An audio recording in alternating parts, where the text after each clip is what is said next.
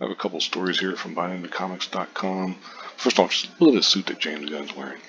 That's something. James Gunn confirms door is still open for Ta-Nehisi Coates' Superman film. That's an exciting movie.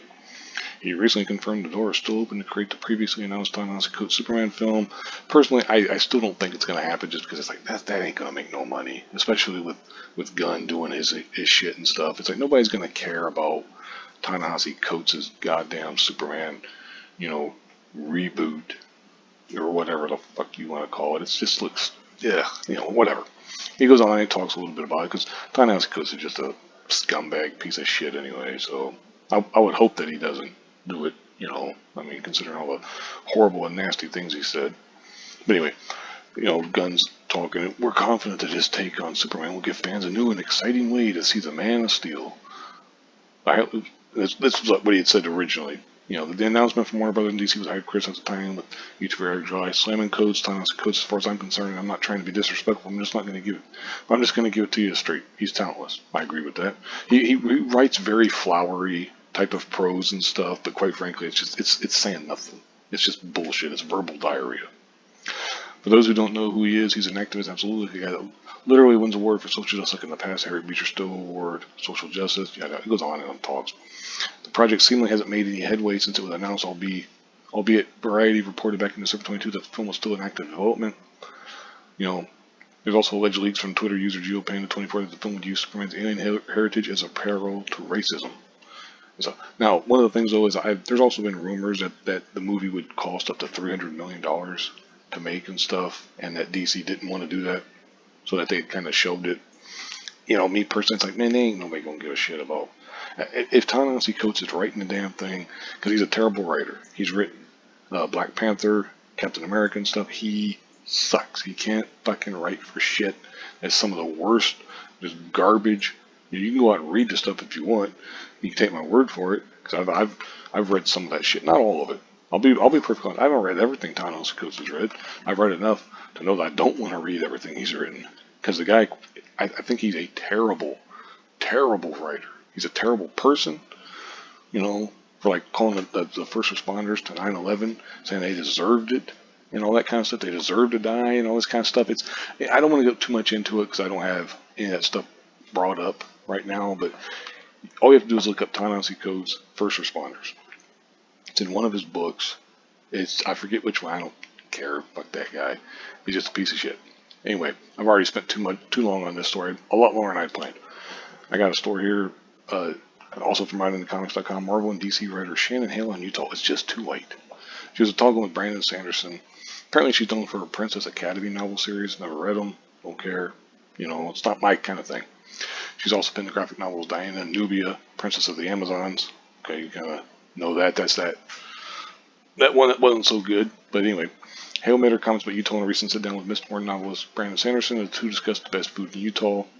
She says, whoops, my mistake. For a state that's 83% white, which is it's just too white. But we do have a lot of international foods here for all of that. And it's like, man, get the fuck out of here, dude. Are you kidding? Also, the article says she couldn't even get her facts right. According to the U.S. Census Bureau, Utah's population demographics show the state is 77.2% white alone, not Hispanic or Latino. If you look at the white alone demographic, which I'm assuming includes Hispanic and Latino, it's about 90%.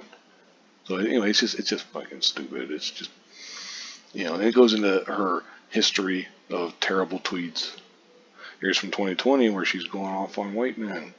And also talking about eating an entire bag of Swedish fish that I bought for my son. Like, what is it with these progressive type idiots that they gotta like humble brag about being terrible parents and stuff?